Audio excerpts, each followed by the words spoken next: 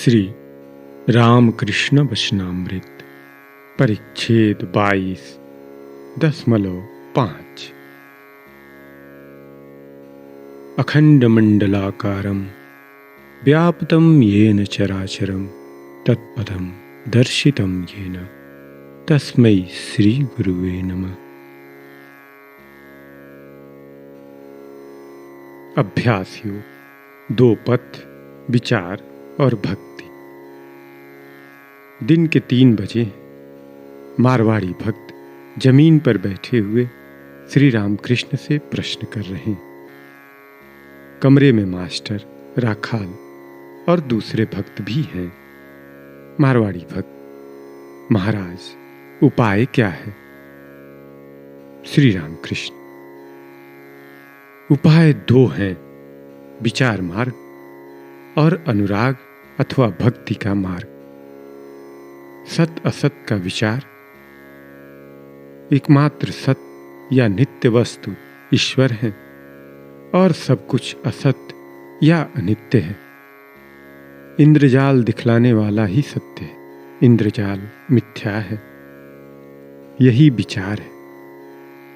विवेक और वैराग्य, इस सत असत विचार का नाम विवेक है। वैराग्य अर्थात संसार की वस्तुओं से विरक्ति, यह एकाएक नहीं होता। प्रतिदिन अभ्यास करना चाहिए। कामिनी कांचन का त्याग पहले मन से करना पड़ता है, फिर तो उनकी इच्छा होते ही वह मन से त्याग कर सकता है और बाहर से भी त्याग कर सकता है। पर कलकत्ते के आदमियों से क्या मजाल जो कहा जाए कि ईश्वर के लिए सब कुछ छोड़ो। उनसे यही कहना पड़ता है कि मन ही में त्याग करो। अभ्यास योग से कामिनी कांचन में आसक्ति का त्याग होता है। यह बात गीता में है। अभ्यास से मन में असाधारण शक्ति आ जाती, तब इंद्रिय संयम करने और काम क्रोध को वश में लाने में कष्ट नहीं उठाना पड़ता। जैसे कछुआ पैर समेट लेने पर फिर बाहर नहीं निकालना चाहता, कुल्हाड़ी से टुकड़े टुकड़े कर डालने पर भी बाहर नहीं निकालता। मारवाड़ी भक्त: महाराज, आपने 2 रास्ते बतलाए, दूसरा कौन सा है? श्री रामकृष्ण: वह अनुराग या भक्ति का मार्ग है। व्याकुल होकर एक बार निर्जन में अकेले में दर्शन की प्रार्थना करते हुए रो। ऐ मन, जैसे पुकारा जाता है उस तरह तुम पुकारो तो सही, फिर देखो भला तुम्हें छोड़कर मां श्यामा कैसे रह सकती हैं।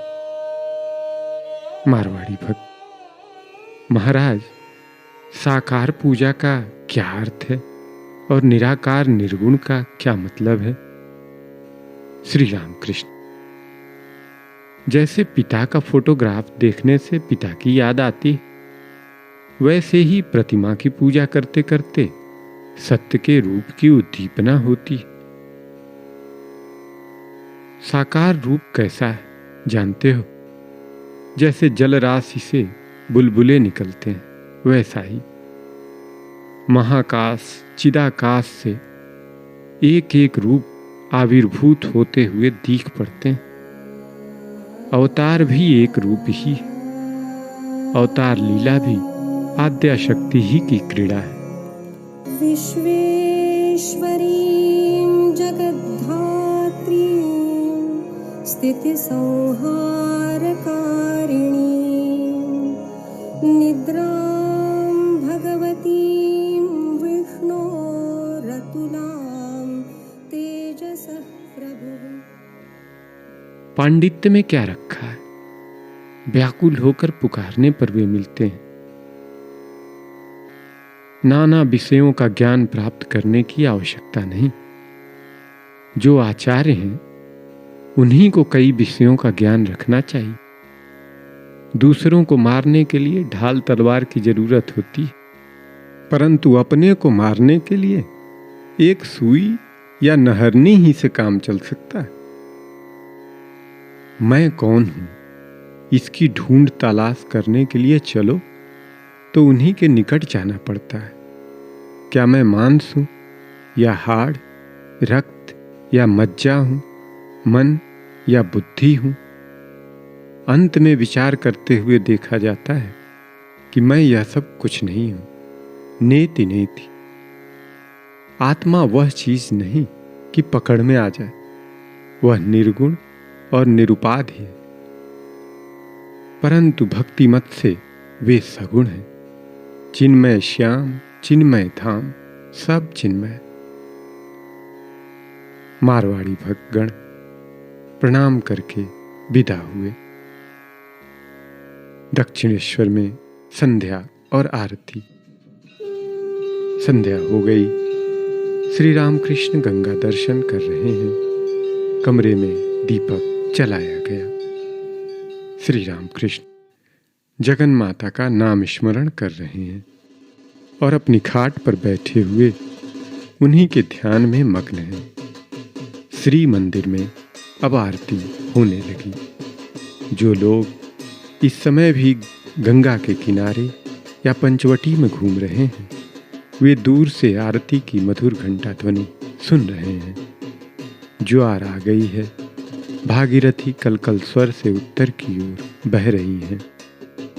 आरती का मधुर शब्द इस कलकल ध्वनि से मिलकर और भी मधुर हो गया है। इस माधुर्य के भीतर प्रेमोन्मत्त श्री रामकृष्ण बैठे हुए हैं। सब कुछ मधुर है। हृदय भी मधुमय हो रहा है।